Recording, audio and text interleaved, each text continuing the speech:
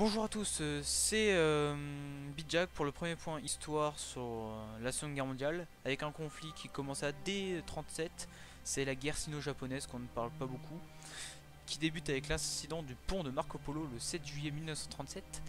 C'est un casus belli qui a donné raison à attaquer la Chine par le Japon, et en fait c'est tout bête, c'est un soldat de la garnison japonaise qui s'est enfui pour aller au bordel le plus proche, et ses camarades ont cru qu'il était mort, donc on a attaqué les troupes japonaises, les troupes chinoises.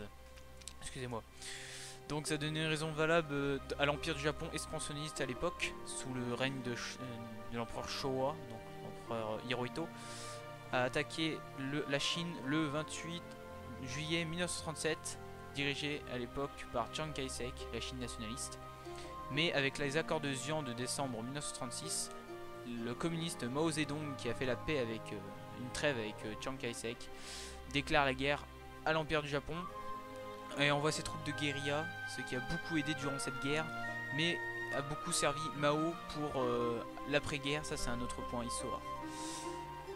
Fin, dès 28 juillet, on peut parler d'une blitzkrieg japonaise. Pékin, la plus grande ville industrielle à l'époque, je tiens à préciser à l'époque, tombe le 7 août 1937 aux mains des Japonais, qui étaient proches, c'est la région qui est proche du pont de Marco Polo, donc c'est logique.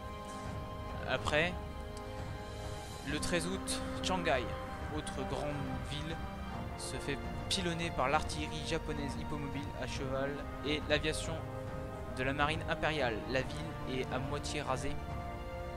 Je n'ai pas de chiffres, j'aurais dû prendre des chiffres de la ville. Mais après cela, les troupes japonaises ont débarqué avec des chars, de l'infanterie de marine, ce qui a détruit la force de garnison chinoise qu'il y avait sur le terrain. Et même si les Chinois les retardaient, ça les a pas beaucoup servi.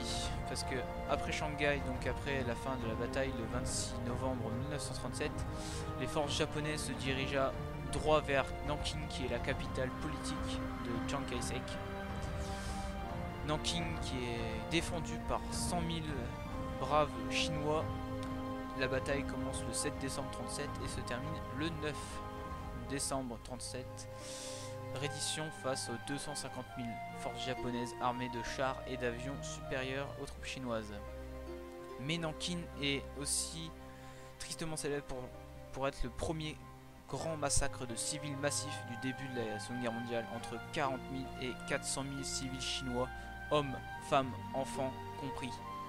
Il n'y avait aucune distinction, tout ça était dirigé par les chefs militaires, tout ça sous la diction de l'Ensei. L'Ensei, terme japonais qui veut dire guerre sainte. Les Japonais, dans l'idéologie nationaliste de l'époque, voulaient une expansion. Et c'est ce qui a fait beaucoup de morts en Chine. Sur cette carte, on voit en 5 mois, donc de juillet à fin décembre, l'expansion japonaise en territoire chinois. Ce n'est pas terminé, mais ça va être un autre point histoire. Je vais plus approfondir la guerre sino-japonaise. C'est juste une introduction de la Seconde Guerre mondiale. Ensuite, les forces alliées, on va dire, l'Angleterre envoie de l'argent pour aider la Chine nationaliste. Les Allemands jusqu'en 38, jusqu'au pacte de fer entre l'Allemagne nazie, l'Italie et l'Empire du Japon en 38, formaient les troupes chinoises. Donc les Chinois étaient beaucoup aidés, sauf que ça a servi jusqu'à la fin. Et c'est sur ces fins de tension mondiale, de début de guerre, on va dire, fin de tension, non.